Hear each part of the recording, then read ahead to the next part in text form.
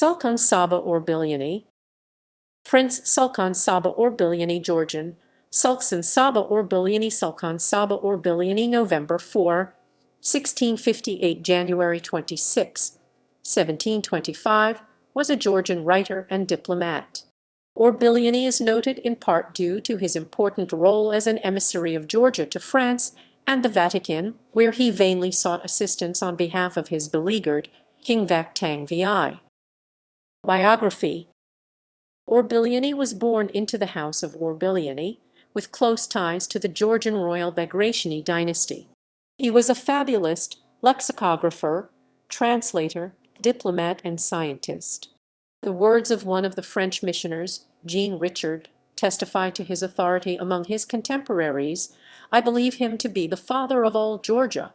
He was born on 4 November 1658 in village Tanzia near Balnassi, in the Kvemo Kartli.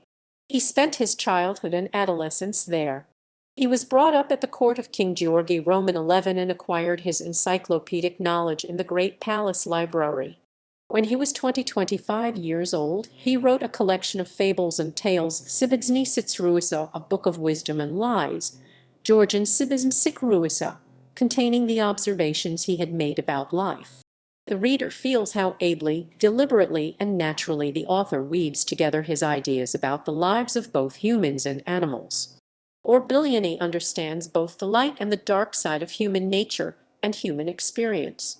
He describes many aspects of life, answers many questions, and encourages the reader towards greater kindness and compassion.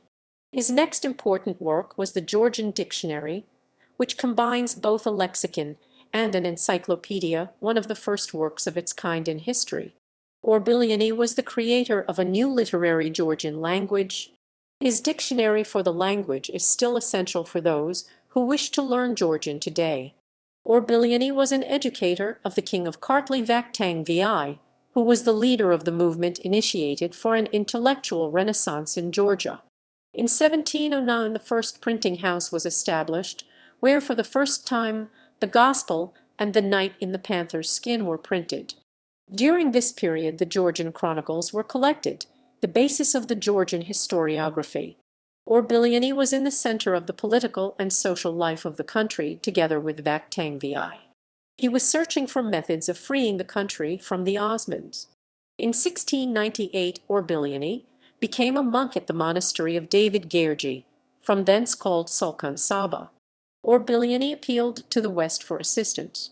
The growth of his state authority was crowned by his diplomatic missions. He traveled via Constantinople, Marseilles, Paris, Rome, and other cities of Italy, and finally back to Georgia through Constantinople and Turkey. In Paris he appeared before Ludwig Roman XIV and in Italy before the Pope Clement Roman XI, who treated him as the father of all Georgia. The French said of him, "It is happiness that we have had the advantage of seeing the wisdom of Solomon and divine grace with our own eyes in the person of your greatness."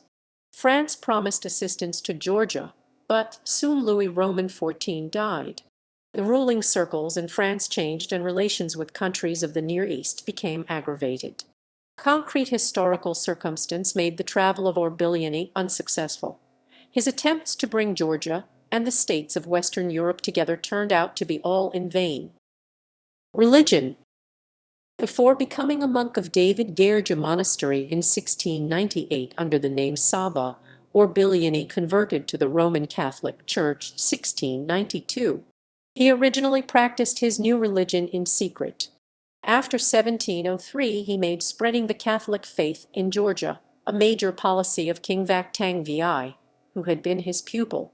In 1713–1714 Orbeliani made a journey to the Holy See and to France.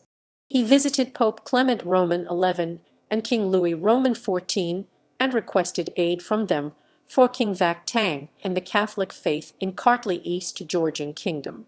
After his return to Kartli, Orbeliani actively began trying to spread Catholicism in Georgia, for which the Georgian Orthodox Church persecuted him.